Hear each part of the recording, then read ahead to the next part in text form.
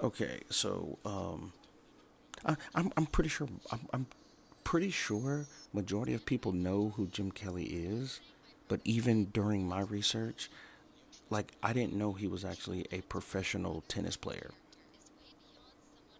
Like but he also played a myriad of different things as well. So he did do karate, but he also played basketball and he played football and track and field. But he ended up leaving. He had a scholarship in Louisville, I believe, and he ended up leaving because his coach called another black teammate a racial slur. So he probably, probably call him the N word, call him a nigga, but with the hard R. But majority of people should know who Jim Kelly is. He played opposite Bruce Lee. Enter the Dragon, Black Belt Jones, Three, The Hard Way, the movies he was in. Most people know him, but the thing that I found out was like he actually played tennis, and he also he just didn't do karate. He was like an athlete. Like he had an athletic career. Like I didn't know any of that. He had a scholarship for football until his coach was being a douche. So then he instead wanted to turn all of the energy that he had, all that I want to say hatred and astonishment that he had, and he turned to Shuri Yu karate. So he started studying karate. He started studying karate, which is just awesome because that's what people know him as. And I'm pretty sure I'm pretty sure everybody I'm talking about has hardships of what he did, of what happened. You know, just I don't know. I'm just astonished by Jim Kelly because from what I knew about Jim Kelly is he was a action star. I really don't hear people talking anything else like about they don't talk about his tennis. They don't talk about his accomplishments. I'll just put it that way. Where he played track and field, football, basketball. You mostly hear about his movies, which are amazing because people still watch them today. But he really really awesome man to be honest because I mean he won four prestigious championships, most notably the world middleweight title in 19 at the 1971 Long Beach International Karate Championship, which I don't know. I want to. I'm pretty sure karate was still as badass as I think karate is more badass today than back then, right? Or would it be the other way?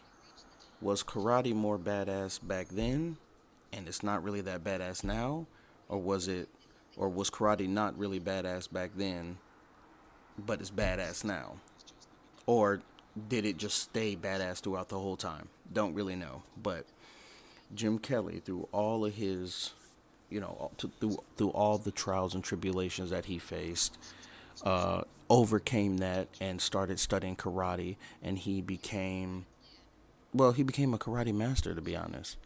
And then he has all those awesome fucking shows, especially the most notable one is Enter the Dragon, which I'm pretty sure that's what people really know him as. Like, oh yeah, I know who Jim Kelly is. Wasn't he in Enter the Dragon?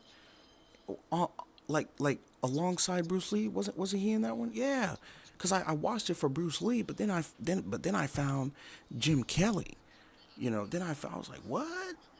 He could do that? What? You know, and I'm pretty sure Jim Kelly was the one who like inspired Black Dynamite. Not him per se, but what movie was it? What movie was it where I wanna say Black Belt Jones? It was like the inspiration for Black Dynamite. I wanna say it was. Yeah, let me. Yeah, so basically just what I just said. He track and field. He was in track and field, football. He was in basketball. Competed in tennis, and then his black teammate with a racial slur. So then he just left. He was like, you know what? Fuck y'all. thanks for the scholarship, but you gonna treat my other teammates like that? I don't want to be here. I gotta stand up for mine, you know. So really accomplished, like really accomplished guy too. And the fact that he worked alongside Bruce Lee, I mean, he deserves to be on this list as well. You know, you're working on along the sides of one of the greats, and he, in doing so, became one of the greats. So let's get into. Enter the Dragon premieres. Bruce Lee becomes a god. Jim Kelly, the undefeated karate champion who stole every scene, gets offered pimp and gangster scripts. His crime? Being a dark-skinned black man who refused to bow. So Kelly vanished from Hollywood, opened dojos for black youth, and fought Klan rallies with his bare hands. When blaxploitation died, they... I'm gonna just keep it a buck. You fighting Klan members with your bare hands, like with your bare hands, he was probably beating the dog shit out of them, or just at least enough that they go running, because you know when you're a coward, it doesn't really take that much to make you run away. So called him difficult. When he died, they cropped him from tributes. This is the star they tried to break. Fact 1. The championships media buried 1971. Kelly won the international middleweight karate title in 1971, beating Japanese and American champions. Black Belt magazine ranked him world number 3. Mainstream sports pages ignored him until Enter the Dragon. Fact 2. The script he rewrote mid-fight 1974. During the filming of Black Belt Jones, producers demanded Kelly's character lose to another fighter. He refused, improvising a win whilst yelling, "Nobody beats Jones," making it one of the film's most iconic lines. Studio executives didn't see the funny side and threatened to cut his salary. Fact 3. The FBI's dojo sting 1976. Agents infiltrated Kelly's LA dojo, labeling it a Black Panther front after he trained activists to defend against police batons. Okay. So I didn't even know that. So the FBI seized his dojo because he was teaching people self-defense to fight against batons. So at this point, y'all just want to find anything. Oh, he's teaching them self-defense. So now when we hit him with the batons, they know how to freaking toss us over, take the baton and whoop us. It's like so black people can't even learn self-defense. Like we getting whooped. Well, not we. They getting whooped. Dogs put on them. Hoses on them. But he can't teach self-defense. It's a front for Black Panther. Wow, that's crazy. Declassified files show COINTELPRO tried to revoke his business license. Fact 4. The Hollywood exit that cost $10 million in 1978. He turned down another 48 hours opposite Eddie Murphy in 1982 because the role required acting scared of cops. The film grossed $200 million. Kelly said, "My dignity ain't for sale." Fact 5. The anti-apartheid fists 1985. At a Johannesburg rally, Kelly fought South African police arresting black protesters. Banned from the country, he smuggled martial arts manuals to Soweto youth via Black Consciousness Movement Network. That's tight, bro. Shout out to 1973. That was actually Enter pretty the tight. Dragon. See, I didn't even know about that. And I didn't even know you can get posters. Which I don't know, it's a movie. Why wouldn't they have movie posters? And another thing too, there's another Jim Kelly too that played for that played football. I clicked on him by accident. And then when I realized he was white, I was like, yeah, this is not the Jim Kelly that I'm looking for. I'm looking for the other one, the action star, not the football player, which they were both athletes, but you know, I'm looking for the other one. And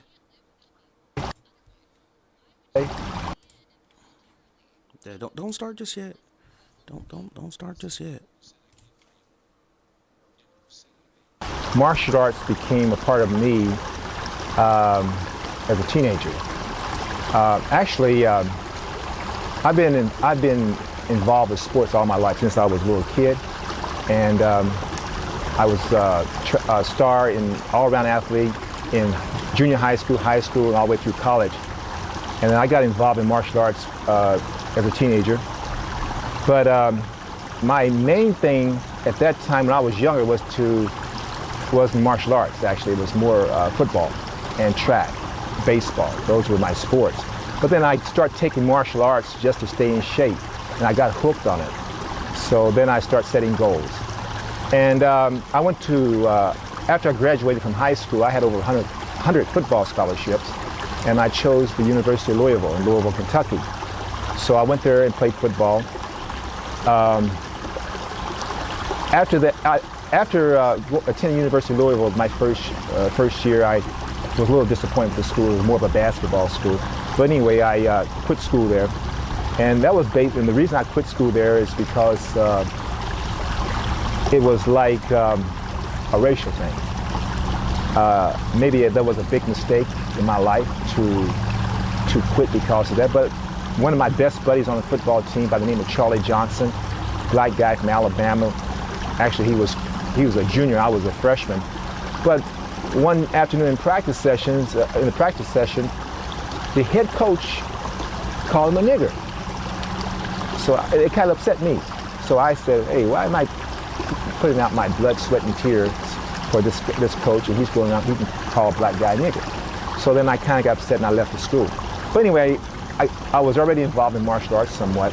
So I got sidetracked from football and got more involved in martial arts. So I started studying hard in martial arts, and I started setting goals.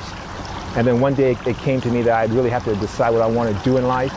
So I decided that I wanted to become an actor, because I felt that for me to be happy, and satisfied now, since I'm not going to go on and play football, professional football, I think acting would make me happy. It would give me everything I needed out of life to be successful. And those things was to make a lot of money, become very popular, and be very influential and motivational to young black kids. So but first I said, well, I can't really just go to Hollywood and maybe become a star, because I don't have anything to offer them. So, because I saw people like Jim Brown, other athletes go to Hollywood, and they were like stars overnight, because they came from an incredible professional background, athletic background. Jim was one of the greatest football players of all time, if not the greatest. And so he went to Hollywood, became a star. I said, well, what can I do? So I said, why don't I become world karate champion? And maybe I can use that to get into Hollywood. So that's what happened. I went to the World Championships in 1970 to watch. And I told my buddies, I said, look, I'm going to come back here the next year, and I'm going to be the world middleweight champion. They said, oh no, Jim, you can't do that fast. I said, yeah, I'm going to do that. So I went home that night, I laid out my game plan. My goal was to become international middleweight karate champion in 1971. And to use that goal, to pyramid that goal into becoming an actor. So I trained for a year, and I went back and I won the middleweight championship. And then I was ready to pursue my next goal. So I opened up a karate studio just to have some money coming in, and give me time to go study acting. But I didn't get the opportunity to go study acting because an opportunity presented itself in Hollywood to me before I had a chance to study acting. And that opportunity was with a movie called Melinda. I was at my karate studio teaching a couple of the staff members from this magazine called Soul Publications. And one of the producers on Melinda called this lady and said, hey, look, anytime I need something different, you always can find that person or that thing for me. But I know I got something here I bet you don't know. I bet you can't find for me. I need a guy who's very good at karate and can teach the star of our film karate. So she said, no problem. My karate. He says it so proper. Bro, he says it so proper. I need to stop dick riding for sure. Instructor can do that, Jim Kelly. So I went in to meet with the people, the producers, and that's where my career started. I went in just to teach the star karate, and they talked to me. They said, okay, we want you to teach the star karate, but come back tomorrow, we want to talk to you again. So I went back the next day, and they told me they were going to give me a co-starring role in the movie. I said, oh yeah, co-starring role in the movie? Okay. And remember now, I don't know one thing about the acting business at this point. I didn't even know anything about it. So they said, don't worry, the director will talk you through it, but you have the look. You fit, you got the look we're looking for. So we'll talk you through the acting.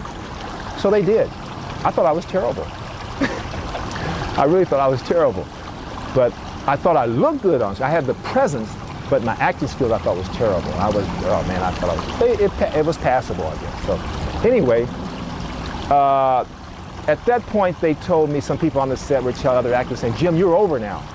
You're going to get all kinds of offers. And I said, oh yeah?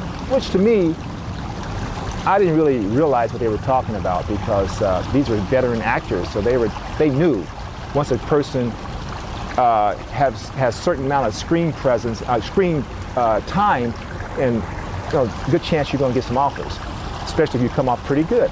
So I said, okay.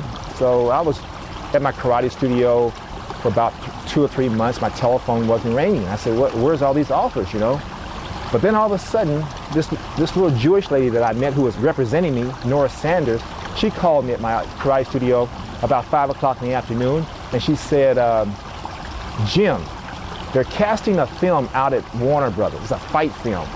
Now you won't get the part, but I want you to go out there and meet these producers. So I said, okay. She said, they already have the guy they want, but they're having a little problem negotiating contracts, so they're looking at other people, but they're going to take him eventually.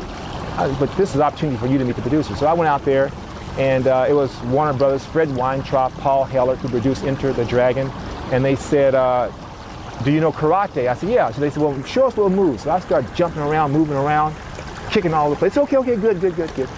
So take the script, look at the part of Williams, and go out in the lobby, check it out, come back in 5 minutes, and let us know what you think. So when I came back in, they said, what do you think? I said, okay, it's pretty good. I like that part. And they said, well, do you know Bruce Lee? I said, no, I don't know him personally, but I know of him. And they said, okay, you got the part. I said, oh, okay. Fred Weintraub, Paul Heller said, okay, you got the part. When can you leave for Hong Kong? So I said, I can leave now. They said, we got a passport? I said, no, I don't have a passport. You got to get a passport. So anyway, I ended up in Hong Kong. I was in Hong Kong for 3 months with Enter the Dragon. And that was an experience. Not only was Hong Kong an experience, but it was an incredible experience working with Bruce Lee. And in case all my fans out there who's listening to this documentary, I want to let you know I wasn't supposed to get killed in that movie. Originally, I was not supposed to get killed in that movie. John Saxon was supposed to get killed. And at that time, that was my second film. And John Saxon, I don't know, maybe had made something like, I don't know, 20 films by then. I really don't know. But anyway, his agent said, look, if you want John for Enter the Dragon, Jim has to get killed, not John. So of course, I have to get killed because I only had 2 films to my credit. So I ended up getting killed, and but it was all right. It was Enter the Dragon to me though was like I see good parts and bad parts of it. The good part was that it gave me a lot of exposure. It really gave me exposure all over the world. It opened up incredible doors for me as far as my next move in the film business. What I really didn't like about Enter the Dragon was that I didn't really get a chance to do my thing because it was Bruce Lee's film, and I love Bruce Lee. As far as I'm concerned, he's the greatest martial artist to ever live. It was his film. So I didn't get a chance to show all those people that saw that film my true talent, because it's like, shoot this, boom, boom, boom, gone. Okay, we'll move on. Okay, let's go. Bruce, one fight film, take all day to fix. You set up, shoot it all day.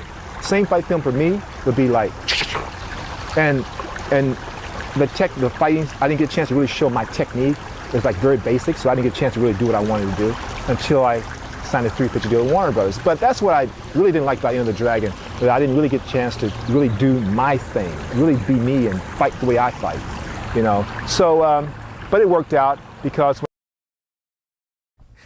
Okay, I just want to say, what, like, the way you fight. So they're looking for a karate guy alongside Bruce Lee. Like, how does Jim Brown, like how would you say you got more style when you do it? You put more, you put more soul into it. I'm assuming, because how does Jim Kelly fight differently than like another karate actor back then? It had to be, I don't know, but like the soul that he put behind it. Like, because we know Jim Brown's got the moves, right? We know he do, but like, you talking about you different. I feel that. One day I was driving to location. Fred Weintraub said, "Hey Jim, how you like the film business?" I said, "Oh, it's great. I like it. But just let me get back to Los Angeles. 3 months in Hong Kong is too long, you know." So anyway, finally got back to Los Angeles. When I got back to Los Angeles, my agent called me again, Nora Sanders. She said, "Jim, we've got to go to Warner Brothers." I said, what's so important about going to Warner Brothers? We've got to go out there. I said, okay. She said, because they wanted to talk to you about something. I said, all right. And so you meet me, as a matter of fact, meet me right here, where we're shooting this at this location. She was living at this location at the time. So that's funny. So she said, meet me at my place. And I said, okay. The deal was that Warner Brothers wanted to talk to me about a 3-picture deal, to star in 3 films for them, plus an option on TV series. To me, it was like, 3-picture deal. All right, maybe it's because I feel today I don't take this business that serious. I don't take myself that serious, because this business is something that's completely out of my control, you know. But anyway, even then I said, hey, okay, well, let's go talk to Warner Brothers about a 3-picture deal. Now, there had been some veteran actors, some actors that been in the business longer than me. They probably, oh man, I got a 3-picture deal. Oh man, you know, oh man, I see my house in Beverly Hills, I see my Ferrari. To me, it's like, hey, okay, we got a 3-picture deal. Let's go talk to him, you know. So that's the way I looked at it. So anyway, I ended up talking to the chairman of the board at Warner Brothers, Ted Ashley at the time.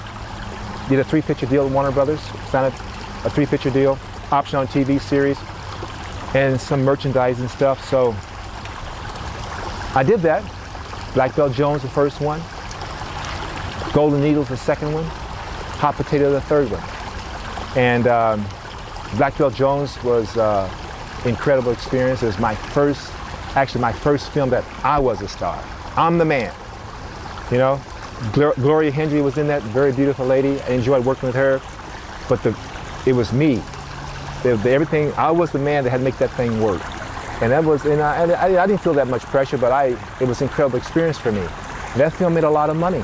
It made, like I said before, it made close to $20 million, around $20 million on a $400,000 budget. And then I did Golden Needles with Joe Don Baker, Elizabeth Ashley, and Burgess Meredith. That was a successful film. Then I did Hot Potato by myself again. Oscar Williams wrote that script. We went to Thailand. We shot that in Thailand. Movie shot for $300,000 maybe. Made something like $2.5 million in New York in 1 week. Over $2 million. So now, here's a film made for $400,000, $2 million in New York alone. So I thought, like I said before, I thought the name of this game was for the star to make money. Is he box office? Yeah, I was making money for these people, a lot of money for these people. And at this time, I wasn't getting any type of percentages. You know, it was just because I was new on the block. So then after that, I started doing films for other people. And I did some very good films with other people. I worked with Jim and Fred, and how many films? 3 the Hard Way, Take a Hard Ride, 1 Down, 2 to Go, and did some other films. But that's the way I got started in the movie industry, you know. That's the way I got started. Well, I tell you one thing, going back to Enter the Dragon, one thing I missed about that, now I don't know what happened to Bruce Lee.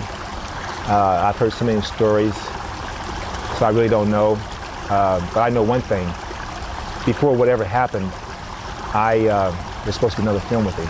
So before I left Hong Kong, Bruce and I talked, and he said, look, Jim, we're going to do another film. Will you come back to Hong Kong with me and star in my next film with me? And that's the way we left it. Next thing I knew, you know what happened. So that would have been one hell of an experience to do a film with Bruce and be one of the stars in the film with him, you know.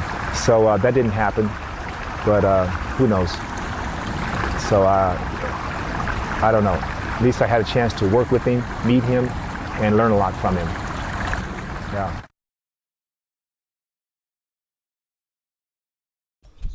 There, there is a second video.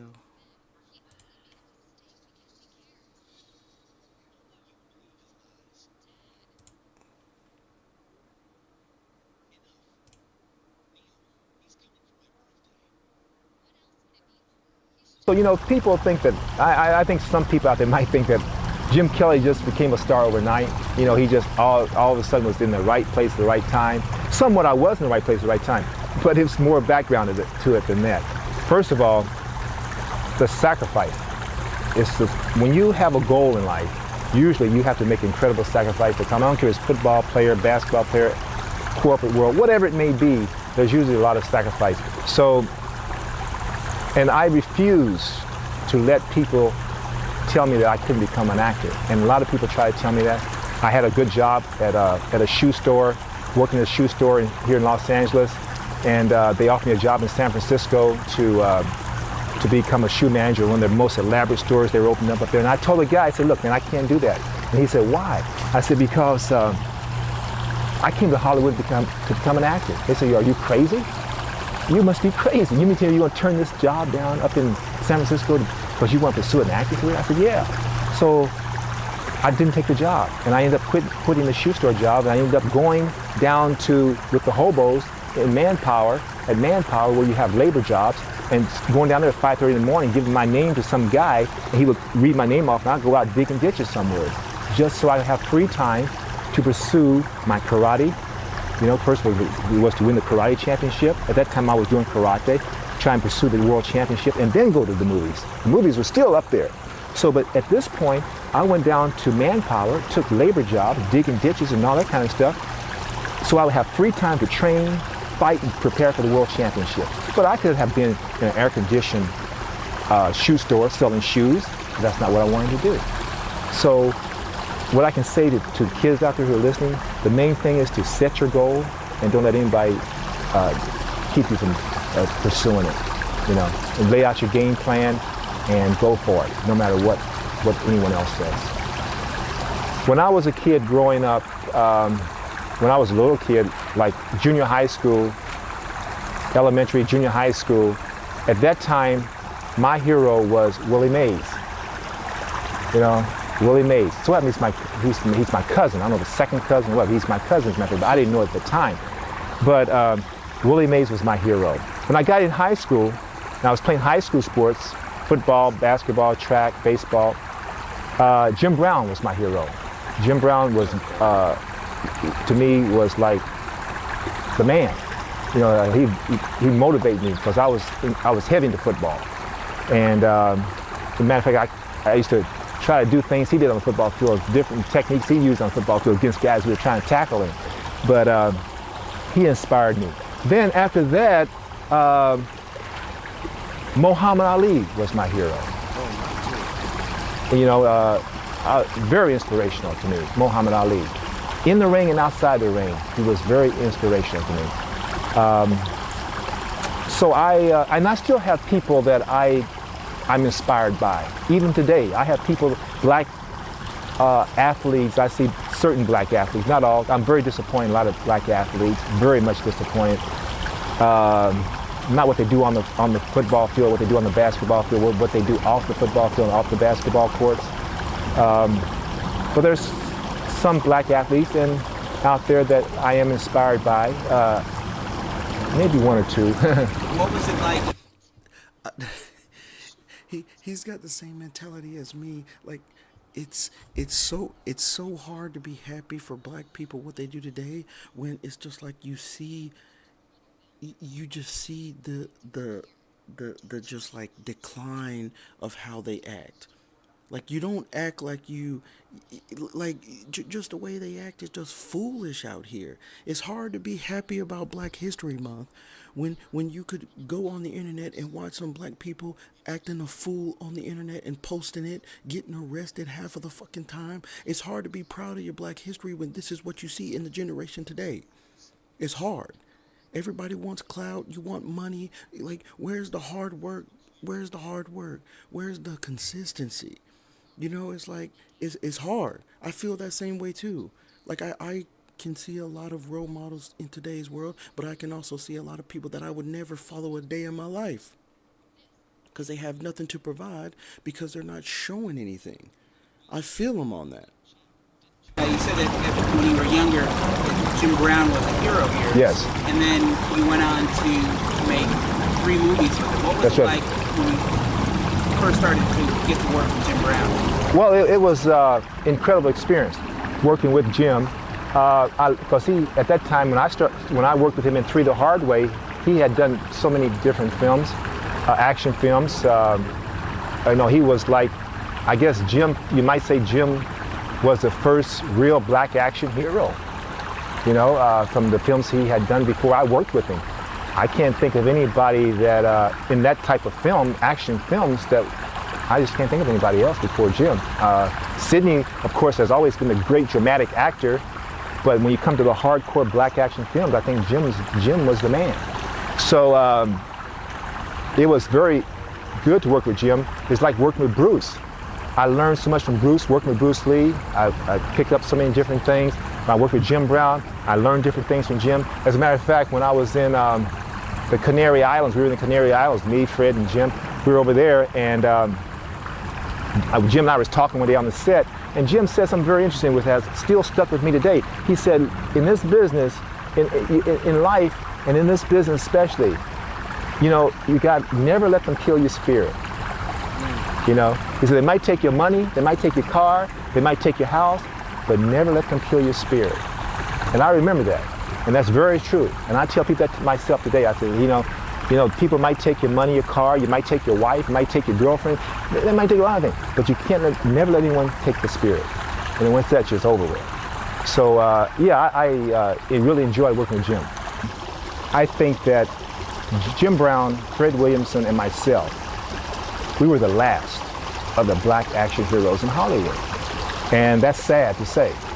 Even though I feel we were, even the guys today that are doing action films, I don't really consider them black action. I don't consider them heroes, action heroes.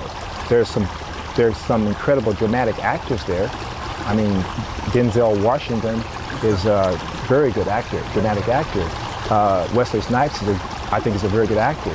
But I don't think they're action heroes. Like I said, I think Jim, Fred, and I were the last of the black action heroes. And the reason is, again, I believe, it's the fear of projecting a black male in those positions. You take, let's just take, for example. Well, it was also back in the day, too. White people don't want to see Negroes in powerful roles. They want to see us like hoodlums, slaves, butlers, shit like that. You don't want to see a man just come into a white neighborhood and be like, I'm about to kill every last one of you motherfuckers if y'all don't leave me. I run this now, though. I don't want to see that. Some white action heroes. And let's take this guy by the name of Chuck Norris. My personal opinion, I know Chuck. I remember when Chuck was fighting in karate tournaments. He was a karate champion. But to me, he's never been able to transmute that onto the screen. So if, in my personal opinion, if you take Chuck Norris and just change the color of his skin, he would be lucky to get a job in Hollywood as an extra. I'm serious. And just change the color of his skin to black. I guarantee you he'd have problems getting a job in Hollywood as an extra. But his skin is not black, it's white. And they pushed him and made him a star. So, and this is I'm just using him as an example. I can go on. At least Van Damme. Now Van Damme, he at least has some screen presence. He's got charisma, he's got screen charisma, he's got some presence. Chuck Norris doesn't even have that. In the industry, I don't know if it's true or not, but in my opinion is that there's a fear of projecting black males in that real strong, positive male image, or action, you're talking about action heroes. There's a fear in Hollywood to project black males in those images. It's amazing to me because we have incredible athletes, basketball players, football players, boxing champions. But why is it in an industry like Hollywood, we can't even have an action hero? And you know, it's like when they made the movie Rocky, to me, Rocky was like the great white hope. It's like in the boxing world, there hasn't been a heavyweight champion since Rocky Marciano. But in Hollywood, they created Rocky. All of a sudden, he was bigger than Muhammad Ali. It's like you ask a little kid, who's the greatest fighter in the world? Who's the greatest boxer in the world? Rocky. Rocky? Hollywood made Rocky, you know, so to me, Rocky was the great white hope. So Carl Weathers, who played the other part, Apollo Creed was his name, right? He was like Muhammad Ali. So Rocky came along and tried to destroy this whole thing about Muhammad Ali. Now he's the greatest fighter in the world, but they couldn't create this. They couldn't get that image in the real ring. They don't even have a great white hope. So they created it in Hollywood. They created Rocky, as far as I'm concerned. But I don't know what it is. I don't know what myself as a black man, all the other black men in society have done throughout history to justify that, but I believe that's still true. I mean, it's a fear of projecting black males in certain images, and that's true no matter if it's the film industry or if it's the corporate world. It's just the way it is in this country, in America. I don't know, it's at this time it's almost like trying to destroy any black man that accomplishes a certain level in the society. Another thing is, my films personally, I've never made a film that didn't make money or very good money. I made films for like $100,000, $100,000 budget. And that particular film made something like $15 million of a $100,000 budget. That was Black Samurai, as a matter of fact. I made a film for Warner Brothers called Black Belt Jones, made for maybe $400,000, made over $20 million in the box office. So I always thought that if your films made money, that's what it was all about. But I don't know. I don't know what happened. You know, it's like in the controlling people in Hollywood, the power people in Hollywood, I don't know. It's just amazing to me. I think what it is that they fear black males making too much money or becoming too strong and too powerful. It's almost like you say, oh, the bottom line is money. But to me personally, it's not true. And you tell people, they say, oh, you're crazy. All that matters if your movies make money. No. The image is very important. What image you put out there, what image you project. Sometimes in Hollywood, they would prefer not to make money than to project a certain image. It's just the way it is. It's amazing. I know that's hard to believe for some people, but I know it's true. So I don't know. I don't know what the answer is. I really don't. It's like the gap never closes. You know, it never closes. And I mean, we see certain types of black actors working, but it hasn't changed that much. It really hasn't changed that much. Like we're talking about black action heroes. Why we don't have any black action heroes? We have what Hollywood is safe with. They're safe with comedy.